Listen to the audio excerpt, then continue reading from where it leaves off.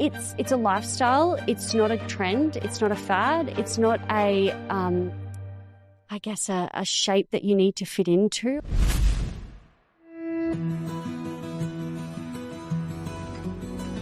I think with social media, it's made to look in a certain way, and especially with women, you know, I don't identify myself as a businesswoman. I'm just Alice, and I'm doing my thing, and so don't try and fit into something that you're not, because then your intentions will change. Your purpose of the why that you form your decisions around will start to be altered further from something that you envisioned. And when that starts to happen, you lose your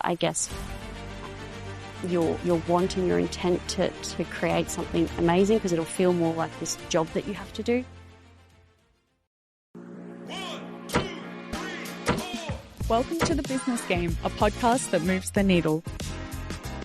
Hey guys, before we get started today, we just want to take a quick moment to thank one of our sponsors, TraffTrack. If your traffic control, construction, or security crews are still juggling manual check-ins, scheduling, and resource deployment, you're leaving productivity on the table. TraffTrack's app automates shift assignments and timesheets in seconds. Visit trafftrack.com to see why over 1,000 industry professionals rely on it every day. And thanks again to TraffTrack for supporting The Business Game.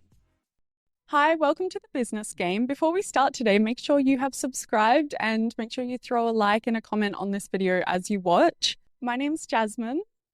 And I'm Dan. And we are joined in studio today by a very special guest with a very inspiring story, Miss Alice Ruddell. Welcome, Alice. Hi, thank you so much for having me. Thanks for joining us all the way from up north. Yeah, Mackay. So it's a decent trek down this way, but I love coming down to especially the Sunshine Coast. It is gorgeous. It is, especially this time of year. We have some beautiful islands and reefs up there, but we don't have the surf. So that's one thing that I love when I come down here is just the beach and the surf. Yeah, gorgeous. Nice. So Alice, can you give our audience a little brief intro on who you are and what you do? Of course. So I'm a physiotherapist. I've been out of uni now for about 7 to 8 years, I think. And I've been working as a physiotherapist for a number of years before I started my first business. It's called a Rehab Diary. So it's a healthcare app.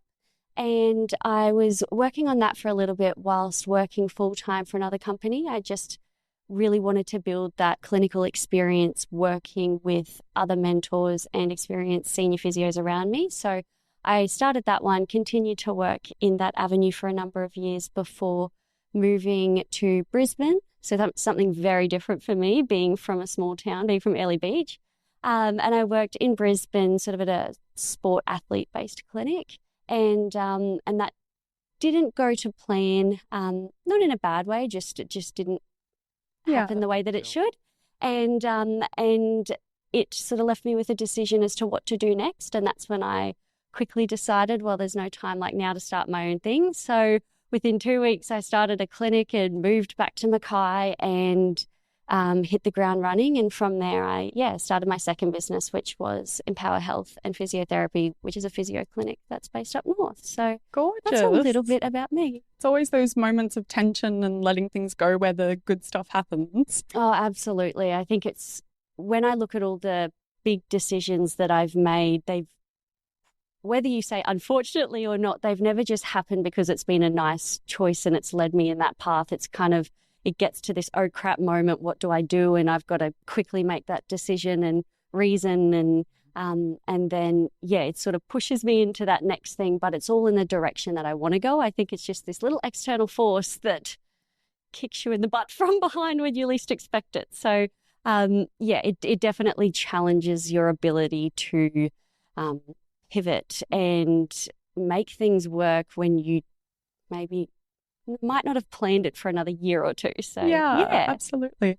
So in your personal journey into the physiotherapy space and launching your own app and your own clinic, you talk a lot about the connection between mental and physical health. Can you talk us through where that stemmed from for you? Is there a personal story behind that? Yeah, definitely. So when I started a Rehab Diary, which is my healthcare app, and it's an app that helps people track and log their rehab through their phone, and it focuses on the mental side of a physical injury, because I found that when you look at the body, you can't separate the mind and the body, no matter how hard you try. And when we look at pain and what influences pain and the difference between every single one of our clients isn't the condition, it's the person. It's their viewpoints, it's their mind, it's their upbringing, it's their mindset, it's their ideologies, their background. There's so much involved with that person. So to enable me to provide care at a level that I felt the person was achieving 100%, wasn't just reaching a physical milestone, but also a mental milestone that allowed them to be the most physically and mentally strongest version of themselves after going through a time of adversity. And there was a few reasons as to why I think everything came together. And the first two are sort of little reasons which channeled my mind in that direction. And then the last one was my main, I guess, drive, purpose, realization, which is very personal to me. The first two are I just had a lot of clients at the time that they understood that they had a long recovery. They knew that it was going to take time. They knew that they had to progress through this journey. But when it got to about halfway, they never knew how they were coping. They never knew if they were progressing, everything got a little bit grey. And it didn't matter who they were. I think when it comes to, the mental health side of things, we immediately think people who have a history of mental health or have current mental health illnesses, we think those are the people that struggle the most. And it's not the case. It's, you take the most mentally well, in quotations, normal, even though there's no normal, but normal person, they have families and they keep themselves active and healthy. They're not used to being sick. They're not used to being told, no, you can't do your favorite thing. They're not used to not being able to go and run their business correctly. So they struggle so much more. There's just this expectation that they shouldn't. So I found that by simply drawing a graph from start to where they were and then visually seeing their improvement, it's just a switch moment. It's really simple. And that's all they needed to kind of go, right, I am on the right track. Let's keep going. So that was one of the reasons. The second reason was I had a patient at the time. She was a beautiful woman. She only ever took to me, which was lovely. It was a lot of work. I learned to lift really well, that's for sure. She was completely bedbound. So we used to stand together, but that was about it, in a sense of getting out of bed. So yeah, I learned to lift really well. But she was just such a beautiful soul who was always treated quite terribly in different systems. And every time I would go to her house, she couldn't do much. She had a spinal tumor and she also had cancer and she also had another neurological condition. Oh, really, really awful. But she could be on her iPad and she could shop like an absolute boss, this woman. And I was like, you can't do much, but you can use technology. So I think those two things together definitely put my brain in a position to, I guess, be on the path to looking for a solution, I guess, in that aspect. But it wasn't until the third aspect that tied it all in together. And that was at the time I was in a very, I can look back on it now. I think at the time it's all very blurry and you don't know. I think when you're looking at it from this angle, looking back sort of 5 years ago, you kind of, you can see it quite clearly. But at the time, you don't know what's next. You don't know what tomorrow holds. And I was at a time in my life where I'd been in a long-term, 2 years or so relationship. And we had just moved into a house together. And that lasted about 3 weeks. There were a few little signs initially beforehand, but he ended up getting violent with me and it turned into a domestic violence. And being in that environment and being deconditioned over a period of a year, you never jump into it full throttle when you with a person like that. It always is that little bit by little bit. And I always describe it as, I don't know if you know that analogy of the frog in water. Yeah.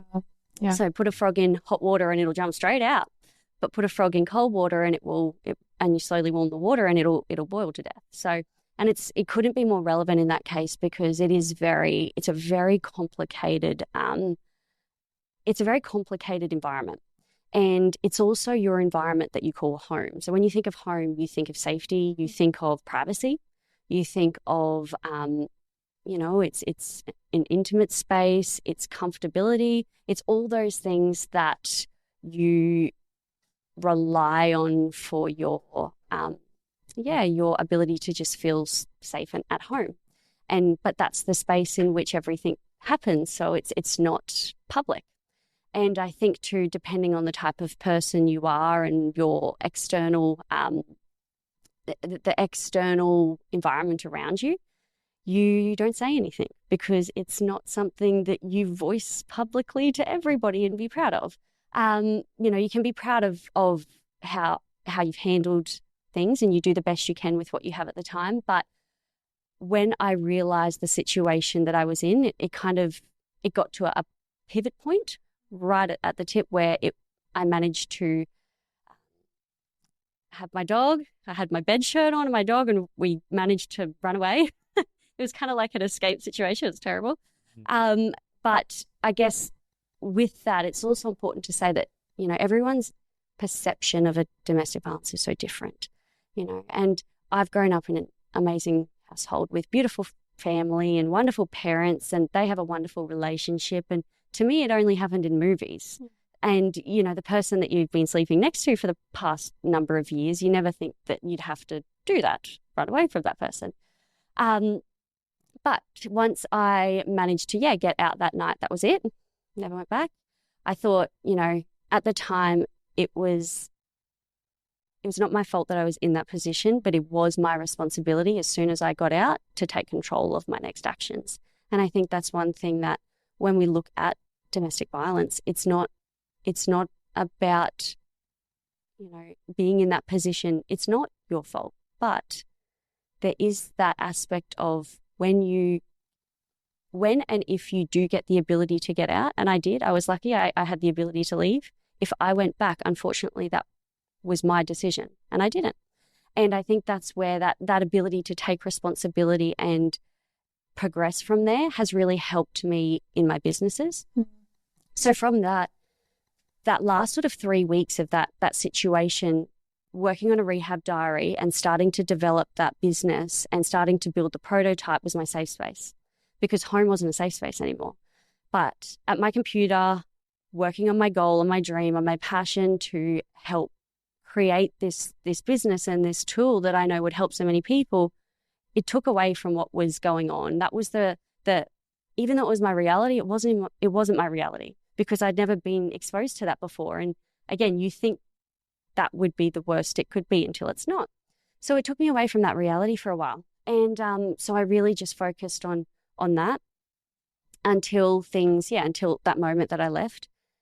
And after I left, it was interesting. I felt amazing. I felt so good. I felt so light. I felt so, it's hard to explain. And then 3 weeks later, I went to my doctor and I sat down to my GP and I was like, I don't know if I'm messed up. This just happened. I don't know if it's messed me up. And we laughed and she just said, look, let's be proactive. Let's not let it. We can control that. You're out now. We can control that. And I thought, it doesn't have to. It doesn't have to be what comes to mind when people think that they've been in that environment. I don't need to have any weight of this part of my life. I can actually use it to help me build this next chapter of my life. So I spent the next year processing it all. But about 3 weeks later after I left, my body just went crash. I just had chronic fatigue because I'd been on adrenaline for 6, 8, 12 months. And my body I'm normally a morning person. My alarm goes and I'm up. I'm ready to go. I'm crashing by the end of the day, but I'm a morning person. I could not get out of bed. I would have to set about 7 alarms. I remember sometimes some of the alarms that I would set would be set to keep going so that if I went home and visited my family and my alarm went off, it would keep going. They're like, turn this alarm off because I had so many because I couldn't get out of bed. I, being a very fit and active person too, you know, I've always kept myself as healthy as I possibly can and, you know, take care of myself from a physical point of view. But it was at that point that I realized how much like the mental toll that it took on me, even without me noticeably feeling that emotion. So how my body, how my subconscious needed to recover, even though I probably felt in my immediate conscious, the best I felt in a long time. And I started, you know, I was getting sick every 3 weeks.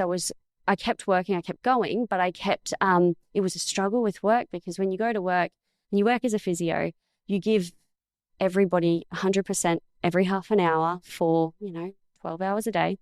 And so it's draining. So that's when I reached to starting to journal. And journaling allowed me, just like showing my clients that visual, it allowed me to understand my symptoms. It allowed me to understand how my body was reacting to the way that I was. It allowed me to understand why I even got in that position in the first place,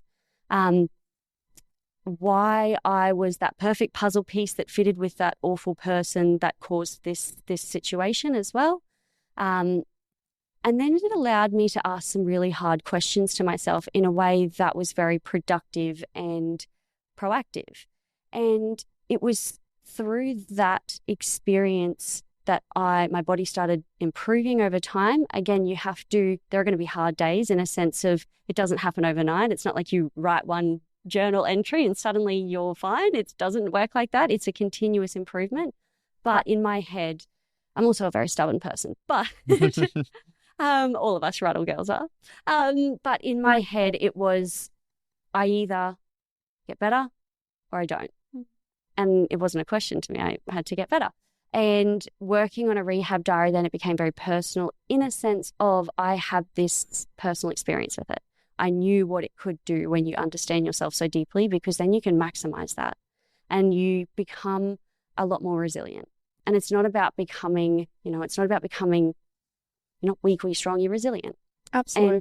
And in ways that is then transferable into different parts of your life, not just a lot of what I learned in that experience with the domestic violence, I took into my business. It allowed me to, when I was, talking with people, know that what you see sometimes can be, or the behavior that somebody is presenting with regards to their speaking is usually a form of communication. And it just allowed me to see people in a way that I hadn't been able to resonate with my clients because I purely had never had that awareness.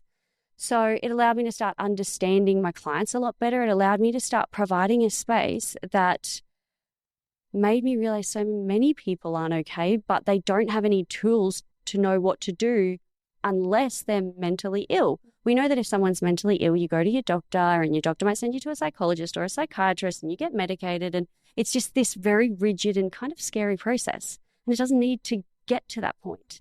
And so I realized that providing a space and normalizing that space, talking about it in a way that is very proactive, not in a way that's just, we all sit there and cry, in a way that's someone feels seen, heard, celebrated, and then they have a next step. That was something that when a client is well, in a sense of physically, mentally managing their health, they get bored, which is great because then they do the things that they want to do. They start building businesses, they start traveling, they start, doing things with their partner. That is health to me. When somebody is living that life that they want, not just because their symptoms have gone away. Absolutely. So, yeah, I think understanding how, when you understand your mind, because your mind is, like I said, it's inseparable to your body and they're both so important and they both work together. But our body changes and adapts to things without you being consciously aware of it. So know that it can also be something that you've got to then pay attention to. Yeah. So yeah, it's been a journey in that sense, but it has allowed me so many, or I guess it's instilled in me so many skills that I have taken into business in many different ways. A lot of things that people find, it's not that you don't find it difficult, but you don't get scared of things as easy. Building relationships with people, because it's about understanding the person. You never, I find that I never categorize people. I don't think that somebody is this kind of person or this kind of person. It's you, just like it's me, just like it's my next client, because you understand the person and their values.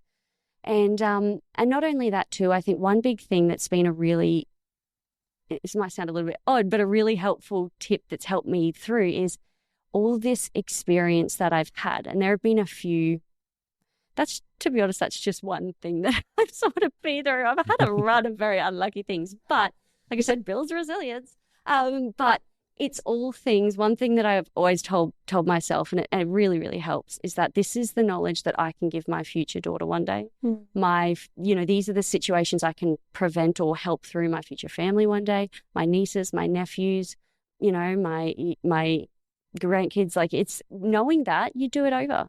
And it makes it so much easier. Absolutely. Yeah. So, it's just, that's where it really, I guess, the whole concept of a rehab diary to me is just, it makes sense. Yeah. And I know that that's what's missing in healthcare with what I see every single day.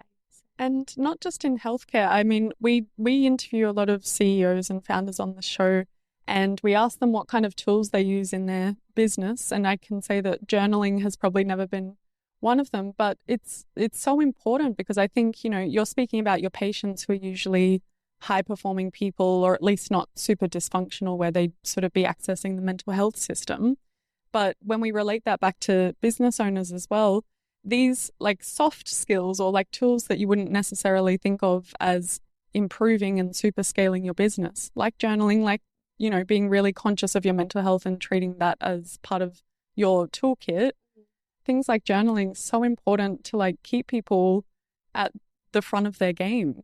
It's just understanding how your mind works. It's incredible. And you'll never not want to continue to learn and develop, because there are a million ways to do things. So it's finding out the key that works for your little lock.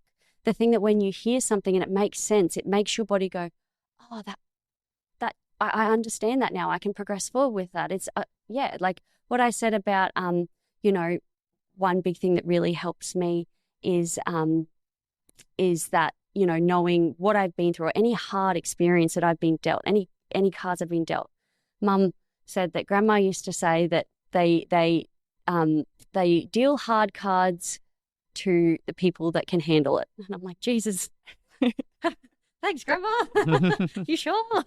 No, but it's finding that thing that tool that allows you to resort back to your baseline quicker than normal. Whereas when you don't have that tool, you spiral, and then spiraling turns into bad behaviors. Bad behaviors turned into learned behavior patterns. And when you have that tool that allows you to not go down that path, or I had a doctor on behavioral therapy on my podcast the other day, and she talks about going down the well. And it's to when you've got that tool that stops you from going all the way down the well, you don't need to climb up as far. And that tool, one of those tools for me, yes, journaling gives me the ability to learn so much, but that's where you learn the tools that when you are starting to go down that well, those are the things that pop into your mind. Because I think when we're struggling with something, we don't go, oh, right, what's in my toolbox? Let me see what I can get. Like, it's how it's made out to be. It doesn't work like that. When you're in that time of your life where you're triggered or you're emotional and your body's trying to protect you from something, you don't just click and switch and suddenly you're fine. It's your brain's ability and the way in which you have trained your brain to be wired for it to then remind you of that tool quicker than it would before. And that's where it's about not going down that path, what's the cost of that path, saving all that time and using that to actually progress forward. So I find that when it comes to journaling, it's not just a tool that is beneficial for those who are struggling. One thing the thing that I find I struggle with is that when things are going bad, I journal more than when things are going good. But when things are going good, that's when you need to also be journaling, because you're celebrating your success. You're still building those positive behaviors, and you're making those connections in your brain around those moments. So it's a tool in which when you look at and especially business owners, and I know with me, you can't stop your brain. You won't stop your brain if you're that kind of person, but you've also got to understand those things and put them in their place and prioritize and all those sorts of things. So it's a very good tool to get your body physically doing what your brain is trying to sift through. So, yeah. Amazing. I guess through your experiences, you've seen challenges that clients are having and you identified a potential solution or tool.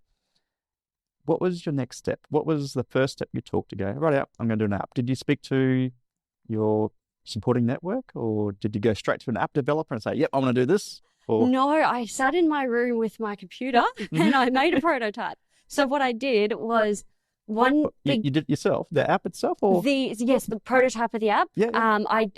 I eventually took it to a developer. Mm-hmm. But initially, that was that sort of, when I was mentioning before about that safe space, that's what I was doing. Yeah. So I would go to the gym and walk on the treadmill and watch YouTube on how to create an app. And that's what I did for Alice. Wow.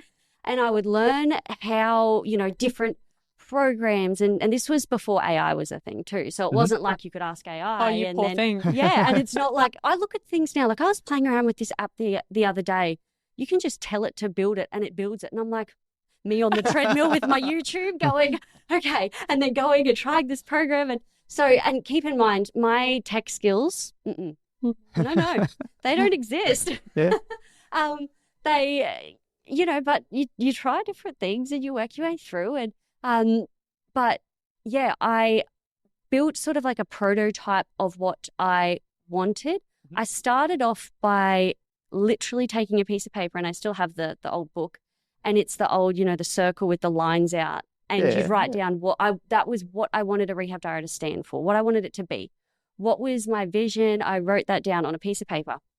And from there, I started thinking about mind maps, and this could lead to this, and asking people. One thing that they talk about at the start is, do you tell people your idea? Do you not? Of course you do. Yeah. If you have this idea that you never tell anybody about, help yourself. Yeah. Oh well, yeah, I'm terrible with that too. But it's also, you need to see if there's a need for it. And talking to so many people, and I think the luxury of my job is that I see a lot of people all day, every day. It's exhausting, but it's a luxury. I never got someone saying, oh, no, that's a bad idea. Let's not do that. Everyone was it was like you saw their eyes sort of go, yeah, like that makes a lot of sense. How about your peers? How about allied health professionals? What did they say? I didn't really talk to them. I do. So I have obviously a few friends who are physios, and I spoke to them. But it was more so I explored the market than I did other physios. I think because when it comes to physio and the mental side, at uni, when you're out, we're taught, psychologically, everybody has, psychologically pain is, it's a massive influence on our psychological system, and our psychological massively influences pain. And it's basically the be all and end all when it comes to pain. And even though pain is everything that we do, but we're not going to touch it, and let's just focus on range of motion and strength. And so it's like this topic that is there, and, just refer on and it's not encouraged to, I'm not going to say they don't tell us to talk about it, but it's not encouraged in the sense that they don't give us tools of how to manage it. And, so talking to other allied health professionals around me, I'd spoken to a few nurses in the hospital, which was good, but Mackay's also a small place too. So, and I think you do know everyone, where their viewpoints would be. And the ones I spoke to were definitely like, yeah, I mean, it's a great idea because we don't dabble into that space. But it was also you sure you want to do that, in a sense of, that's a big step, and apps are big and this and that. And my brain was like, I can do it, I'll be fine. Like, I'll take on everything. But I would say I probably focused a little bit more so on talking to just clients about it, because at the time, that was my initial target market point. I hadn't really considered the business side of things, or the business to business model at that point. So, I guess at that point, it was just about creating a tool, an app, to use with your own patients. Essentially, yeah. Yeah. How about what did your employers say? Were they supportive or?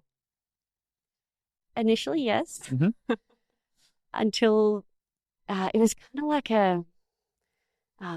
it's like dangling a carrot in front of a rabbit, and sort of explained that oh, let's implement it in the hospital and let's do this and how's it going? What are you working on at the moment? Excited Alice was, I'm doing this and we're creating this. It's going to have this tool and this and this and this. And then one morning we sat down. There was a meeting, and we sat down in this meeting, and it was a telehealth meeting, and it was everything that I told him for the past year, taken, reinvested into a company with lots of money. Absolutely and not. made me sit there and watch it. And I got up, and I'm not at that point too, I'm not I'm not an angry confrontational person. I'm not the kind of person to kick and scream and have go away and dwell on a little bit. Yeah, I did. Well, I kind of slammed the door a little bit, but I got up, didn't say anything halfway through, and say person was, you okay? And I'm like, yep, and walked out. That was it. Wow. That was my first experience of sort of being done over in business. Okay. It's not the first. It happens. That's been one of the hardest things with a healthcare professional in business is trusting tech companies, trusting other people in that sense, because I'm not the person I don't have that, oh, I don't trust you. You have to earn my trust. I'm the person where I'm like, hi, I trust you.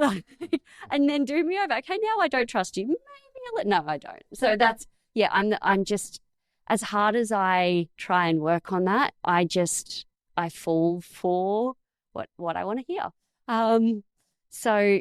Look, my track record's been for itself, but it does build experience, and I would much rather that happen when I'm at that stage. I'm insignificant in a sense of my business is small, rather than at a point where I've got a lot more involvement in that industry. So I remember I went home, and that afternoon I was meant to fly out to Brisbane, and I was going to do a pitch to take my app to the Mater Hospital in Brisbane. And when I say that, I don't mean I had this meeting with the CEO. I walked through the front door with my briefcase as a 22-year-old or 23-year-old. And I was like, I want to speak to somebody about pitching my app. And that didn't go very well. The lady at the front desk, she was like, oh, I don't really know about that. And then gave me a card with a name and number and email. And I tried calling and emailing, and no one ever got back to me. But so I got home, and I threw myself a 5-minute pity party, and I wrote the worst horrible things on my whiteboard about my experience from the whole work situation with Say Boss and that sort of stuff. And then I wiped it out, and I thought, no, this is my sort of go-to. And it might sound really basic and simple, but at the end of the day, you can overcomplicate it as much as you want. And that is, I either stop or I go. I'm not stopping, so I'm just going to go. And I wrote down, what are the things that I stand for? What are those things that I put on my piece of paper about a rehab diary the first time? What are we, what's my goal? Like, think of those people that you've seen it make an impact on in your clinic and go from there. So picked myself up and kept going from there. And at that point, was the prototype working? So with the prototype, so I built it to a point where it was something that I knew it was all I was able to do. I'm not going to say that I built it to a point where, I started using it in this. No, I didn't have those tech skills. So again, similar situation to that Mater, I walked into I called a few actually different companies, different app companies, Sydney and Melbourne.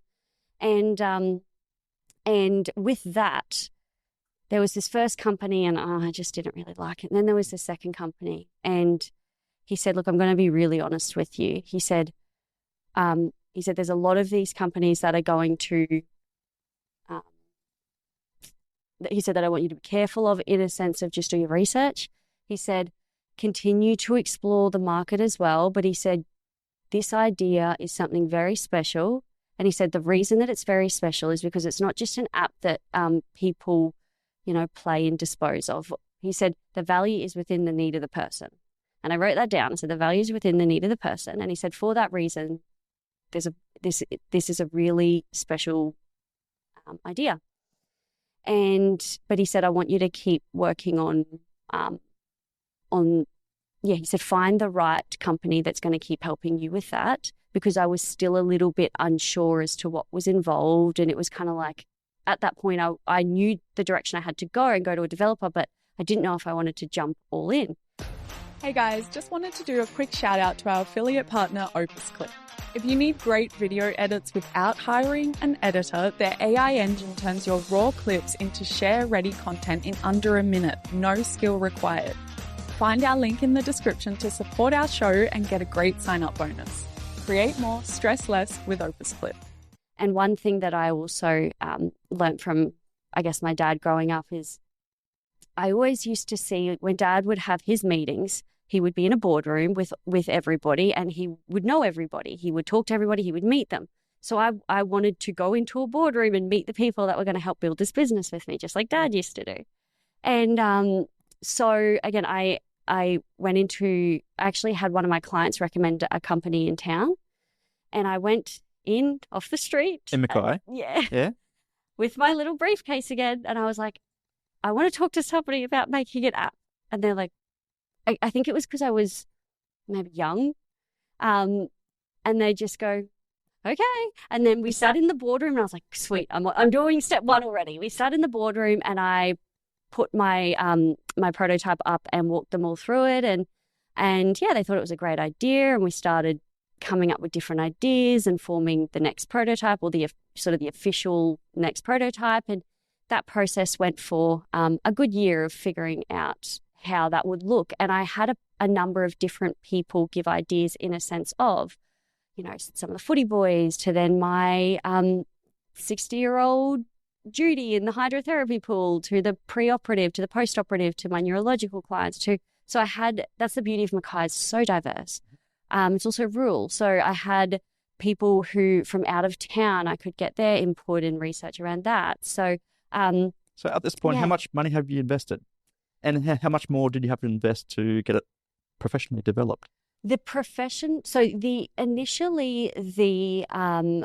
what I had done myself was obviously just my time. Mm-hmm. But, when you're a physio, your time is money. For sure. Your time is money. And that's what, it's my most valuable currency now is time, because it's the one thing that we all have, whether you're the richest person in the world or the poorest person in the world, is we all have time. And if it's just something that I find very valuable. So initially it was all myself in a sense of time. When I started with this company, it was kind of done in sprints. So it was over periods of time. And because I had already done a good chunk of it, they said, the more that you've done, the less that we obviously have to do. And I'd already come up with the name and the brand and they just made things look a little bit prettier, but I'd already come up with a whole lot as well. And my goal was, and this might sound a little bit odd, but I didn't want to build it to 100%, because 100% mean it wasn't able to be, I guess, guided in different directions depending on healthcare. Continues to develop into. Exactly. Yeah. And when you look at healthcare and technology, my goal was to be at the forefront of that, because we are not in healthcare at all technology. We don't utilize technology. We will sit there and we will say we are overworked and we can't take on all this work and all this mental load from clients and this and that, but we're still giving out pieces of paper with exercises on them. So it was over the past, I would say, definitely since COVID, things have changed, but I also wanted to be at the forefront of technology in healthcare to then go into different, pivot in ways that I was able to do without building this huge thing, dropping all this money on it, because it was something that I did myself in a sense of self-funded. So every client I treated, I wasn't one of those, teenagers that would go, spending her money on holidays or clothes or this or that. It was all into my app. I treat clients into my app. You would always try, with grants, but you'd only ever get maybe education. You never get the good stuff. But yeah, it was just, to me, it was, if this was something I wanted, then I had to work for it. that was how we were raised. If this was what we wanted, we had to work for it. And I guess So, the app developer also worked with you to, yeah. Yeah. And so that with that, definitely, yeah. So we kind of did it in sprints where we'd work on this, they'd give you the quote, work on this. But the thing is, you don't really know what normal is. And what your, I guess the quote, the way they talk about it with you, it sounds really great. And then they go behind the scenes and do whatever they want, which you don't really know. And this is the hard part, is they'll tell you all this stuff that they're doing. And here's the quote, and you go through with that because it looks. do you fall on the floor first and go, oh my goodness, how much it's, Yes, how expensive? yeah. I go, man, that's a lot of backs that I got to treat. But okay. But yeah, you just being done in sprints too. It was obviously manageable, and like I said, I never, credit to my parents. We grew up we learned really good work ethic growing up. So I've never, if I wanted something, I have no issues working towards it, but or making those sacrifices. But yeah, when that. I guess what you would expect with that is the promise to be delivered on what the outcome would be. So I guess where I'm going to with that is when I say recently, this would have been end of last year, beginning of this year, I shifted away from that company after starting working with a new marketing company they're just incredible. Jared and Pete and Paris and all the guys at Fractal, they've been amazing. Past guests of ours as well. Yeah, honestly, just incredible people that take the time to understand a situation and help because they care about you, not because the intention is to work as a team. I think a lot of people can sometimes say that they, we care about your business and whatnot. Well, they're going to care about theirs before they care about yours. So you never know someone's situation. But the beauty about Fractal is that it's about working as a team and supporting each other. And if you work as a team, that goes back and forth. You pivot and you work together. And they realized through my lack of awareness around what was going on in the back end of the app, the situation that had arose, and they helped me navigate that to a point now where it's kind of like we've revved it up and now we're going up and we're going to go even further. So, yeah. So, but, it takes a lot to, a lot of people will never admit that there were things that they didn't know or they got done over or they, didn't understand this aspect or going into tech. Why would you go into tech when you don't know tech? And you go, well, you look at doctors' clinics. Majority of those guys that own them aren't doctors. They wouldn't know a thing about clients. Sure. So with starting and creating something, one thing I've always loved is building a team and working with people and creating something. I come from a family of my mum's, owns her business. My dad's had a number of businesses. My older sister and her husband have a business. My younger sister's just started her business. My brother works with dad in a sense of have their business. So to me, that's normal. And I love it. I love that when there's work to be done and it's me that's created it and I can control it and I can work on it and build this thing. But then when there's play, there's play. So I love the lifestyle that brings because I'm just not naturally someone that can just go to work, go home and not think about the next thing. Yeah. So I like to utilize that as much as I can. But it's just like, I guess what my domestic violence and coming to terms with that taught me is that it's not, even though at the time it feels embarrassing, it's not embarrassing that you were in that. It's amazing to see what's come after. And same with the app. It was, when I got done over in that sense, I'm like, how did I, what was developed versus what I paid and what it was developed, which just sort of did not align up. And that's so much of my 20s hard work. You identified what was going on before it got too bad. Yeah, well, with the help of Fractal, definitely. Yeah. And I think it's that, but sometimes I think then you almost have, it's like that, it's that pivotal point, like I said before, about I'm someone that will just trust the next person. And so when Fractal came along, I was like, I'm trusting you, but should I? But I do, but should I? But never once have I ever questioned that, but they're just incredible people. But that's where I think it starts to pull you in different directions. Because I started working with another developer. and I picked up the signs of things earlier. Can you give us those signs that, like, specifically what you would say to someone who's walking into developing an app for the first time? What should they be looking out for? In terms of like, so I'm going to use the phrase love bombing, even though that's usually for relationships. But when somebody doesn't really know you or your business, in a sense of they don't know what you're about. They know you're an app and they know you're in healthcare, but they don't actually know the purpose behind it.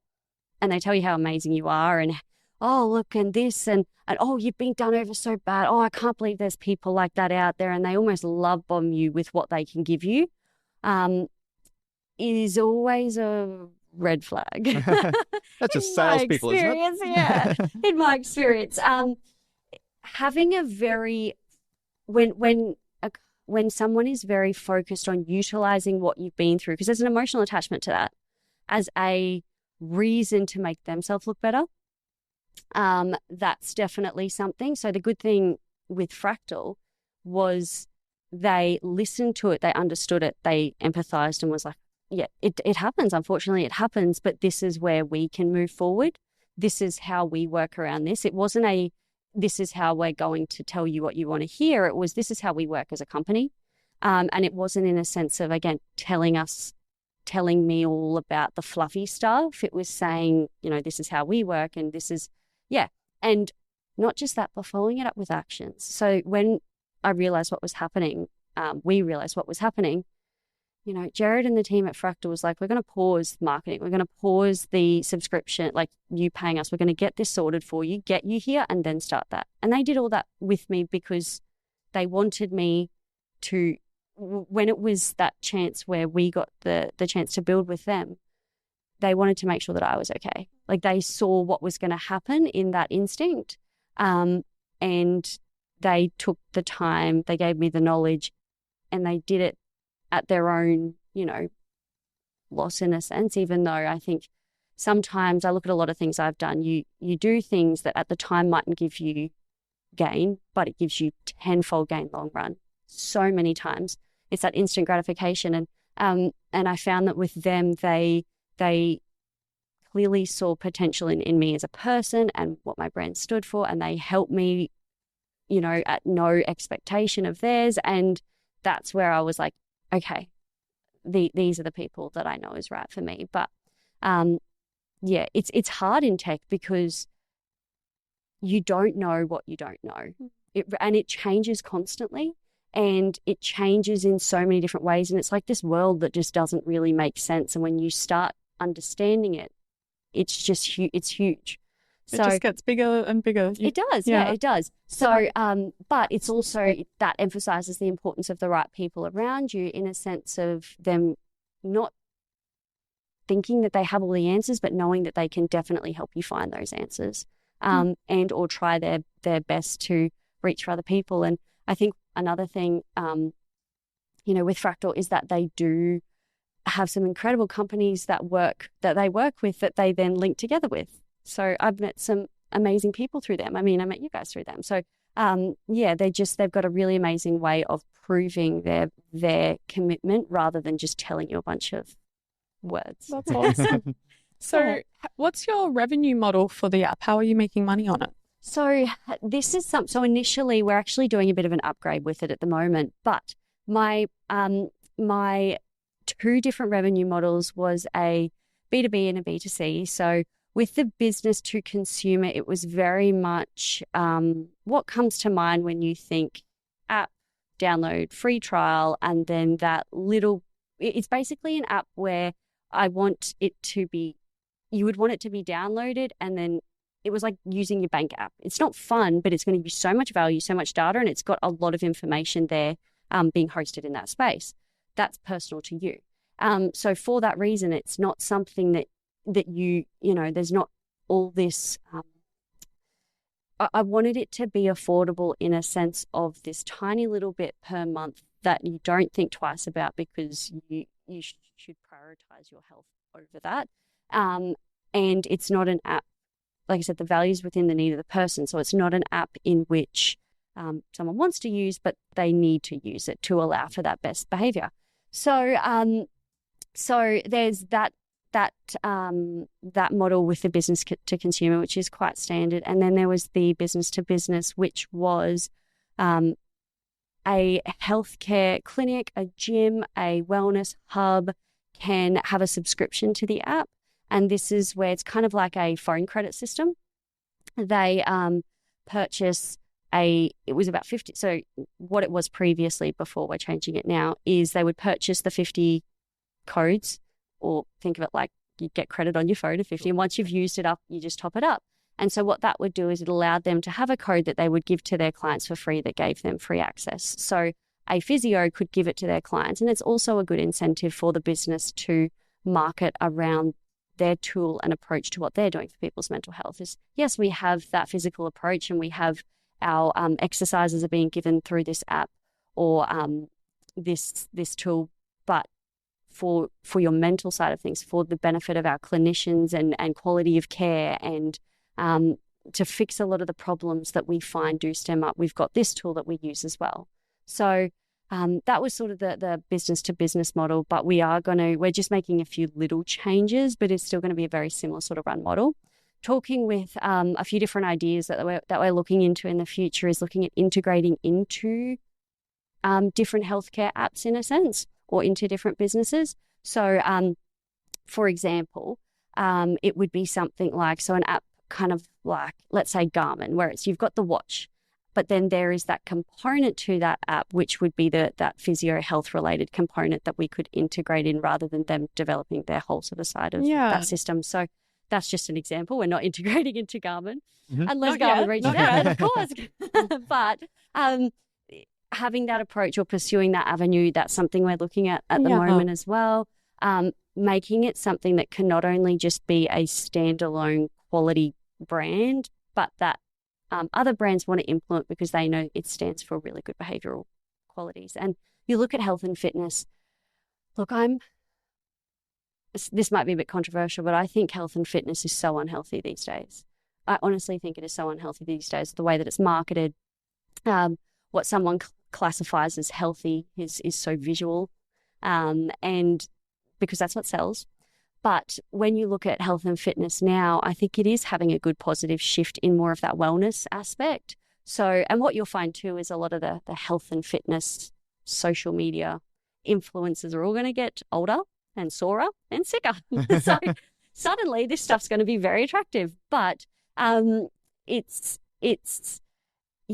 think having that aspect of knowing that's where wellness is going, it's not just a gym now. A gym has to have a recovery center. A gym has to have, those aspects to it. And physical health, it's much the same now, is that we need that approach mentally. And I think as businesses that realize that and see that, the ones that do, they have the clients that remain loyal in that aspect, because it develops a culture that's of depth. Yeah. It develops a lot of people that, like I said, they're not just kicking goals in that space or in that business. They are traveling and they're doing all the things that they want to do. So sorry, Dan. No, you're right. Yeah, go for it. So you'd be within the app collecting data, I suppose, and I'm just wondering, is there any sort of route to using that toward future research that could benefit people who are experiencing rehab? Potentially. I mean, when you look at the healthcare space and hosting information, and we very much so, it's a very, I'm not going to say hard area, but you do have to be mindful that it is people's data, it is people's health data, and you have to have the right approach to that. And what you'll find is you can kind of create or you can avoid a lot of problems by simply creating it in a way that actually works well in general for what you're trying to achieve. So I guess what I mean by that is a lot of the legal problems that I don't need to worry about is purely because the app is a single user domain, which basically means the only person that can access that is the person. I don't have access from the back end. No one else can hack in from the back end. Your data is secure in the hosting platform. There's not that ability to access in. Now, when you look at that, there are a lot of good things around, your therapist can duck in and have a bit of a look at everything. But to me, sitting at home, I think of Alice, I after the domestic violence situation, writing in my journal what I wrote on that whiteboard that day. Like hell, anyone's seeing that. Like, I would not have done that, which meant I wouldn't have led to that next positive step if I thought someone was watching me. Sure. Yeah. It's just the reality. If like I am not going to what that book is my book. No one else's book. Don't look at my book. So your journal is your journal because it's not about me, it's about you. I wanted the ability for, obviously from a physiotherapy point of view, I wanted it to be a tool in which also strengthens care as well from a physiotherapy to client point of view. So for that reason, there is the ability to export what you like. So whether that be just the graph, whether that be the graph and the diary, the summarized diary, just the diary. So there's the ability for the person to export to me what they want. And even if it's just the graph, if I haven't seen someone, let's say in 3 weeks because they live out in Moranbah, I know by simply looking at that graph, oh, they're doing fine. Okay, we're sweet. And it takes 2 seconds to go, send me the graph. Let's see how you're going. And the big difference is, when we look at healthcare and I talk about that mental load as therapists and integrating these tools, if we don't have these tools, for me to give that level of care and care about somebody, I would pick up the phone, not to say don't do this, and I still do this with some of my favorites, but you pick up the phone and you go, how you going? How's everything going? And it obviously depends on the person, but they might go, yep, look, sweet, fine, but they're busy and they're actually not going to tell you about what's going on. Or you've got your little old lovely Robin who loves to leave me 5-minute voice messages. Or when she thinks it's not on voice message and you hear her swearing because the phone's not working. But all I'm saying is that things take time and it's all over the shop. And just to have that sense of, I'm caring about you here. So when it comes to that, it's my ability to send a text and go, flick me a diary just so I can have a bit of a look when you got a spare chance. Oh, Alice is thinking of me. Awesome. That little thought goes a long way. And you get the graph. Sorry, flick the graph. You get the graph and you go, oh, they're fine. Perfect. Looks like you're going great. Amazing. Call if you need. Let us know if you need anything. You get the graph and you go, what the hell happened here? You can find a time and actually, give that time to that person to understand, or, hey, I noticed this. Just let me know if you want to have a chat about it. Or it's something you bring up in your next session. So it just allows for that efficiency, and I'm very big on that. With my clinic, I'm very big on the clinic and the app. Quality, that's my number one, and efficiency. So it's the little things. I think sometimes we overcomplicate it, and sometimes we try and look for big solutions to small problems. Sometimes there's little things go a long way, and especially in healthcare. So yeah, it's using tools like that really make a big difference, I think. Yeah, absolutely. I have a million questions, but obviously we're running out of time too. So now how about the integration or balancing between the app and Empower? That doesn't exist. I'm so sleep deprived. I was calling my mum on the phone when I was driving here. I was like, Mum, I'm so tired. That's all I could keep saying is I'm so tired. There's no such thing as balance. You're constantly trying to get to a form of balance that never exists, but it's this bouncing priorities. I will never say I don't have time, whether that's in my professional life, personal life. It's funny, like some people say to me, I don't know, let's say I get asked out for a coffee or something. They'll say, oh, you'd just be too busy. And I go, well, I run my own diary, so I can kind of like do what I want. So no, but I'm not going to waste my time. Mm-hmm. So I never say to someone, oh, I'm too busy. It's not a priority. And when things are a priority, you make it work. Mm-hmm. So when it comes to balancing, really difficult. It's this constant, you never feel you're on top of things, not in a bad way, just you've always got a million things to do. You value, like I said, I value my time so much. And if it's because I don't mean this to sound superficial in a sense of when I say time is money, but it essentially is. My half an hour could be spent doing that, or it could be spent on me. Me time is valuable. That to me is more than that. And you can't work forever. So it's taught me a lot of value in the sense of my time and quality of what I do and of the people I see, and then of myself and those people around me, my friends and family. But yeah, it's reaching for people. Delegation is very, very hard. We were talking about this just before, but I don't struggle giving someone a task. What I struggle with is when I've given them that task, hoping they do it how I want it done, thinking that I could have just, in the time that I probably taught them or told them to do it, I could have done half of it and then I've done it how I want it. It's not that I'm like, I don't want to give away this task. It's just like this time thing in my head. But when you have someone that is helping, and, you know, I've got an incredible admin girl. She's just the epitome of strength. I've had 2 admin girls, both incredible women. And one of them, she's just gone on maternity leave, Jess. She's gorgeous. And Keegan now, who's, you know, an incredibly beautiful and strong, classy woman with 2 beautiful girls that she's raising after going through her own adversity. And you just see her killing it, and it's amazing. And we're a team. So, you know, I know that I can always rely on her to help me. And it's all the little things. Alice, you haven't drank water today. I filled up your water bottle and put it in front of your eyes. It's that they're always 2 steps ahead of me. And that's really important. Even if it might not be the business stuff, it's reminding me to actually stick some food in my mouth while I'm washing my hands and eating it from the counter. But yeah, it's also, I love building something. So a hobby to me is building a business. So I don't ever dread working on things. My passion is building and creating a business. I don't love the hands-on. It's where I started. It's what's gotten me to here. But I love building a team. I love, you know, understanding people and seeing how they can be the best versions of themselves. And I love being the boss that I've realized through my experiences that I want to be. Someone that, you know, when they don't tell you how to feel, they provide a space for you to explain it, but then to understand it and then make a plan to improve it.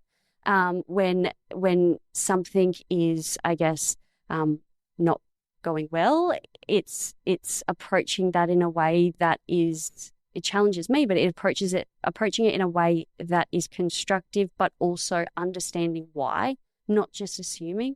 I love building a team, and that's what I can't wait to do more of, and building a brand. But it's hard doing so much of the clinical. And I find that in Mackay, it is very hard to get allied health professionals. But I'm thinking where I want to take Empower Health. We don't know yet, but I'm thinking where I want to take that is creating a bit of a multidisciplinary health hub. I have a doctor in my clinic now. She's an incredible doctor. What I love about Dr. Carey, she's a veteran doctor. So we see a lot of veterans. And a lot of the veterans, you know, we're a team. They've been, you know, with me through thick and thin. I've been with them through thick and thin. And having Kerry in there, she's very, you know, she thinks outside the box and she sees the person, and she doesn't see the person for a diagnosis. She sees them from their experiences, where they want to go, and she helps them get there. And she, again, through her own adversities, is just building herself up. And yeah, it's incredible to see. So I love filling my clinic with clinicians like that. Is the team used in both businesses, in the app and also the? No, so they're relatively separate in a sense, but obviously a Rehab Diary is integrated into our clients. So when it comes to things like, you know, advertising in clinic or I guess encouraging use and that sort of things, you know, the girls are really great at doing that, and Keegan's great at helping with that. I had a physio. She went through some sort of life changes, and she's now traveling, which is amazing because she always wanted to travel. So that she left this year. So that was an extra sort of, I just haven't been able to find another one since. Like I said, Mackay's really hard for it, but that's why I'm thinking of going into that multidisciplinary. But yeah, at this stage, they're two, from a team's point of view, relatively separate. I do have a lovely lady that works with on a lot of a Rehab Diary stuff, just jobs, essentially like my executive assistant. Dia, she's wonderful. So she's incredible. I just give her a list and it just gets done. I'm like, how do you know how to do this? Like sometimes I'm like, just try do this. The next minute, it's just like what I wanted. Dear, a second Jesus. brain. Yeah, literally. I'm like, oh, you're just amazing. And yeah, just your reputation, especially in a small town from a clinic, can go like that with the wrong hire, especially in healthcare. And healthcare is, you know, like I said, there's a bunch of different ways you can run a business. And no one ever taught me how to run a business or a physio clinic. But I always go back to one thing, and that is, if with this decision, is my quality going to be more or less? Is it going to take away from my quality, or is it going to add to it? The stop or Yeah. go. Can I maintain? Exactly. Can Yeah. I maintain my care to my clients is number one. If my care to my client starts going down, that's the basis of my business. If I'm known for giving good quality care and being a good clinician, then it'll build. So yeah, so I guess my plan is Empower Health is building probably at the demand of the clinic is growing. And I think being in Mackay, we just spent a week out on a mine site, or just over a week. So we're networking and diving into all those different areas. And it's really interesting, because not only that, you understand all these different avenues that people deal with mentally as well. And it's this common ground that you can understand and see someone. So Empower Health is definitely building. And I'd love that to kind of, when I say build quick, I definitely don't rush it. I'm not a rushing person in that aspect, but that will be the thing that I'd love to establish, and then off the tools more onto a Rehab Diary, and continue to build that, because I want Empower Health to be a clinic that's of quality. It doesn't bother me how big it gets. I don't mind if it stays small, but it's of quality, and it's providing great space, and it's this little well-oiled machine.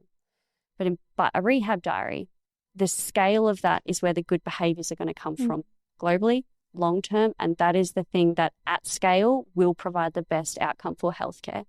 Cool. All right, Jazz, That's you better amazing. deliver the last question. I feel like there's still so much we I could know. go. We'll have to have you back in 12 months to see how Of everything's course. going. Yeah, I'd love to keep up with your absolutely. journey. Yeah, absolutely. So the final question that we ask is, what is your piece of advice that you would give to other founders about moving the needle on their business?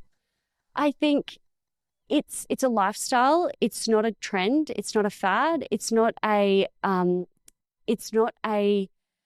I guess a shape that you need to fit into. I think with social media, it's made to look in a certain way, and especially with women, I don't identify myself as a businesswoman. I'm just Alice, and I'm doing my thing. And so don't try and fit into something that you're not, because then your intentions will change. Your purpose of the why that you form your decisions around will start to be altered further from something that you envisioned. And when that starts to happen, you lose your, I guess, your want and your intent to create something amazing, because it'll feel more like this job that you have to do. But I think one big thing is I was told this recently after a big sort of event, and it was, you are nothing without you. So if you don't understand mentally where you're at, how you work, you can't ask those questions, provide that space within your team. You can't build a team of that sort of quality. You can't utilize your brain in ways that are going to, maybe prioritize different people or different jobs at the right time. You'll run yourself into the ground in a way that's not, I'm not going to say not healthy, because I haven't slept very well lately, but because there's a lot of sacrifice that does happen, but to a point where, you will have to sacrifice the business side of things. And it's not, it's not always pretty, but it should be a normality. It shouldn't feel like you have to do all these things all the time. It should be just something you naturally implement into your life, and it's know that there's so much that you can learn from it, but you also have to want to do it. So, but I guess from a business standpoint as well is, again, I'm not going to say don't trust people or don't trust it. It's definitely not around that. Just don't be afraid to actually screw up, because it's about building resilience. It's not about winning or losing. It's about building resilience. And if you built resilience, you've won either way. And it just means that when that event then occurs in the future, or if and when something occurs of that magnitude, you have more to gain from it. And like I said, if not, it's that advice that you can give to your future family or kids or whatnot one day. So, that's I think that's a few different pieces of advice in one. Fantastic advice. I think, you have been brilliant. Thank you. Yeah. Being someone, I think actually one really good piece of advice too, that I'll quickly just mention is, you're not going to find what you're looking for in a quick 90-day build a business social media situation. Go to real people who have built real businesses. Usually they're of, maybe they're in their 60s. Maybe they're on They this failed. podcast. That's it. They failed. Like, I have some incredible businessmen that I treat. One of my clients, he's in his 80s. He's built his company is that 3 Threes, the Marmite barbecue sauce. Oh, yeah. Yeah. Oh, he's amazing. He's so cute. He's telling me about his new yacht that he bought. I love it. But no, but you see them now, and he's happy. Not for that reason. He's got a wonderful family. But get experience from real people, real experiences, not just what you see the influence on social media, because I'm not saying there's not value there, but I'm saying get real depth, Yeah, get real, absolutely. realness, not just visual realness. Thank you so Thank much, you. Alice. Thank Thank you you for for being having so me. open with our audience. I'm sure that people got a lot out of that.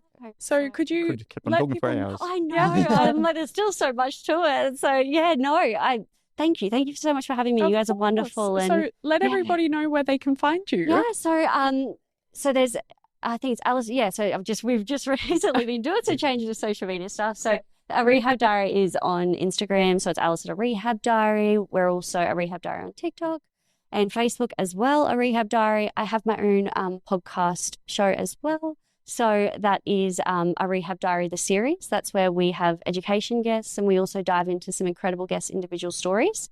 That is from, some of my veteran clients who, one of my guys is terminal from stage 4 cancer, but with a brain that would just amaze you, to, I do a bit of work with the Redcliffe Dolphins. So, one of the Redcliffe Dolphins, Tom Gilbert, and another one of the NRL boys, Isaiah Tass. He's a really great guy. So, yeah, so all different spectrums of people, and a little bit into my diary as well. So it's a really good tool that I use to provide kind of like a library for people that are going through their recovery journeys, to check out different episodes, like different books. But yeah, that one there. And obviously there's a Rehab Diary, which is, we're about to do a big new upgrade. So currently we're down from the App Store. We're still on just like, we're as a web-based now, but we're going to be doing a big new upgrade very, very soon. That's so exciting. pop in and drop in your recommendations on what you'd love to see, features you'd love to see. Feedback from that would be amazing, because it's all about driving that behavior, that really healthy behavior,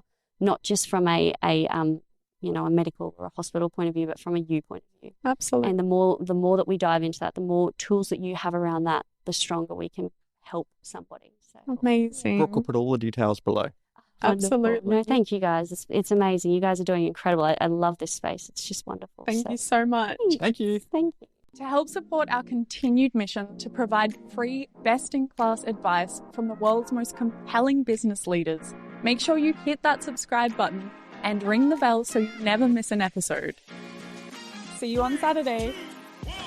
Thanks for tuning in to The Business Game. If you like what you heard, make sure to subscribe on YouTube and follow us on TikTok, Instagram, Facebook, and LinkedIn to stay connected. A big thank you to our major sponsor, TraffTrack, for powering today's episode. And join us again on the next episode of The Business Game, a podcast that moves the needle.